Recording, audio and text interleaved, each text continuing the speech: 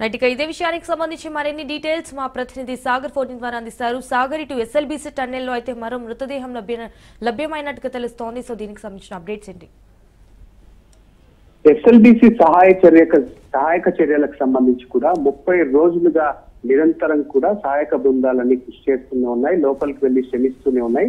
దీనికి సంబంధించి గత నెల 22వ తేదీన 8:30 ప్రాంతంలో 50 మందికి పైగా కార్మికులంతా లోపలికి వెళ్లిన నేపథ్యంలో 8 మంది మాత్రం పూర్తిగా లోపలి చిక్కుకుపోయారు. దీనికి సంబంధించి గత 15 రోజుల క్రితమే గుర్ప్రీత్ సింగ్ కు సంబంధించిన ఒక మృతదేహం బయటపడగా మిగతా 7 మంది ఆచూకీ కోసం అయితే ఏదైతే రెస్క్యూ బృందాలన్నీ కూడా సహాయక చర్యలను ముమ్మరంగా కొనసాగిస్తున్నాయి. దీనికి సంబంధించి కూడా తాజాగా నేడు ఏదైతే కన్వేయర్ బెల్ట్ ఉంటుందో కన్వేయర్ బెల్ట్ ఎండింగ్ ప్రాంతం నుండి కూడా 50 మీటర్ల దూరంలో మృతదేహానికి సంబంధించిన ఆనవాళ్లు లభ్యమైనట్టుగా కూడా సహాయక బృందాలన్నీ కూడా చెప్పుకొస్తున్న పరిస్థితి.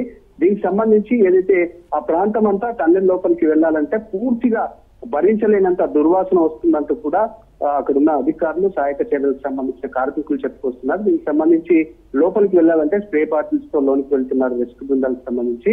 ఈ ఏదైతే డెడ్ బాడీ అంతా కూడా టీబీఎం మిషన్ శిథిలాల కింద దొరికినట్టుగా కూడా రెస్క్యూ టీం అయితే చెప్పుకొస్తున్న పరిస్థితి కనిపిస్తుంది. శిథిలాలకు సంబంధించి కూడా గ్యాస్ కట్టర్లతో కట్ చేసిన అనంతరం ఈ మృతదేహం లభ్యమైనట్టుగా కూడా తెలిసింది. దీనికి సంబంధించి కూడా పూర్తిగా చేతి ఆనవాళ్ళు అయితే ముందుగా గుర్తించారు. దీనికి సంబంధించి అక్కడ ఎటువంటి బాడీకి డ్యామేజ్ కాకుండా అదంతా కూడా రెస్క్యూ బృందాలు ఆచితూచి అదంతా రిస్కీగా ఉన్న నేపథ్యంలో పూర్తిగా తవ్వకాలు జరిపి బాడీని తీయడానికి అయితే నిరంతరం శ్రమిస్తూనే ఉన్నారు. ఈ రోజు సాయంత్రం వరకు కూడా ఆ బాడీని బయటకు తెచ్చే అవకాశం ఉందంటూ కూడా అధికారులు చెప్పుకొస్తున్న పరిస్థితి కూడా కనిపిస్తుంది.